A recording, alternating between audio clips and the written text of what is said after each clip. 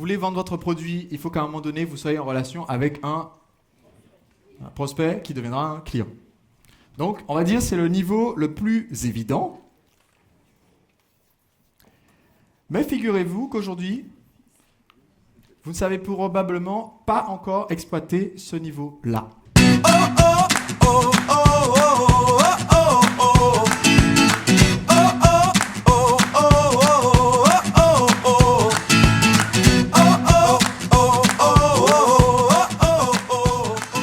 En 2010, j'ai publié un livre qui s'appelle « Séduire en 5 secondes ». C'est un livre de conseils pour les hommes célibataires.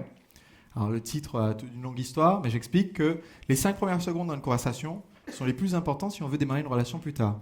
Et les 5 secondes avant la conversation sont encore plus importantes si on veut que la personne vienne nous parler. Comme ça, on peut rester timide, mais on parle quand même à plein de gens parce qu'ils viennent nous parler directement. Et quand j'ai sorti ce livre, je me suis rendu compte qu'après la campagne de sortie du livre, qui est devenue best-seller, émission chez Delarue, etc., j'avais tout le temps des gens qui venaient me voir dans la rue en disant « Ouais, j'ai vu ce que tu fais, j'ai vu l'émission à la télé, j'ai vu tes vidéos sur YouTube, c'est génial ce que tu fais. » Et la conversation, en général, s'arrêtait là. Je disais « Ah, c'est sympa, merci. » Et puis au bout d'un moment, je me suis dit « Mais qu'est-ce que je devrais faire? Qu'est-ce qui serait optimal à l'issue de cette conversation? Parce que je sens que je fais ça sans préparation, sans rien de spécial, et j'apporte pas plus de valeur à la personne juste en ayant cette conversation. » Donc je me suis dit, bon, peut-être que je pourrais faire comme certaines personnes et avoir une carte de visite.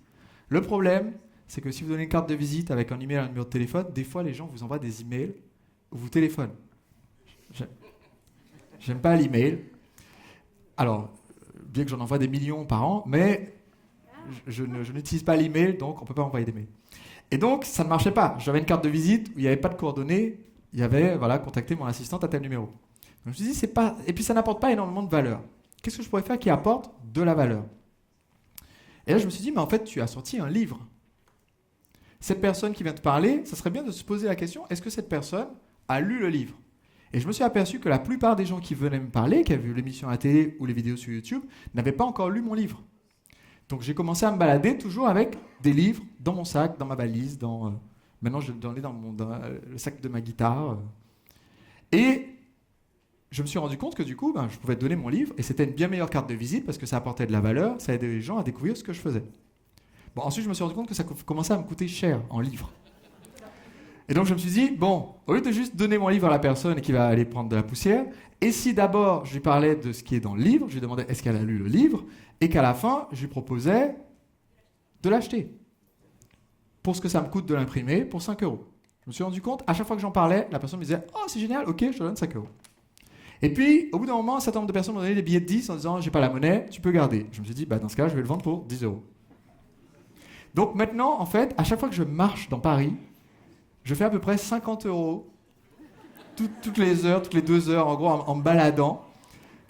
Et c'est là que j'ai découvert qu'en fait, souvent, on ne se rend pas compte, on peut être en train de discuter avec un client potentiel et on n'a pas démarré la conversation. Parce que là, c'est des gens qui m'avaient déjà vu, qui savaient ce que je faisais et qui venaient me voir. Mais souvent, vous allez être dans une conversation avec des gens au quotidien et vous ne posez aucune question qui vous permette de qualifier instantanément est-ce que c'est un client potentiel ou pas.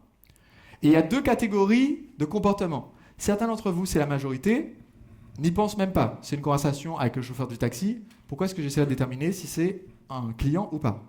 D'autres n'y pensent pas, mais essayent de placer leur produit dans toutes les conversations. C'est une minorité, mais c'est beaucoup moins agréable. Parce que là, vous êtes en train de discuter avec quelqu'un qui effectivement n'en a rien à faire, et vous essayez quand même de placer le produit. Donc, pour exploiter ce premier niveau de relation de façon intelligente et optimale, il faut connaître une ou 2 questions que vous pouvez poser et qui vous permettent de déterminer si un interlocuteur est un client potentiel. Tout le monde me suit jusque-là? Donc, dans mon cas, je vais poser la question est-ce que tu es entrepreneur? D'accord? Ou une question détournée qui vise à demander la même information. Aujourd'hui, qu'est-ce que tu fais dans la vie? Qu'est-ce que tu as comme activité? Il y a plein de façons dont on peut demander une information dont on a besoin sans que ça fasse bizarre dans la conversation. Ça me permet de déterminer est-ce que j'ai en face de moi un client potentiel. Maintenant, il y a le deuxième niveau de relation. Ce deuxième niveau, c'est la personne qui ne va pas acheter le produit, mais qui peut vous amener des personnes qui vont acheter le produit.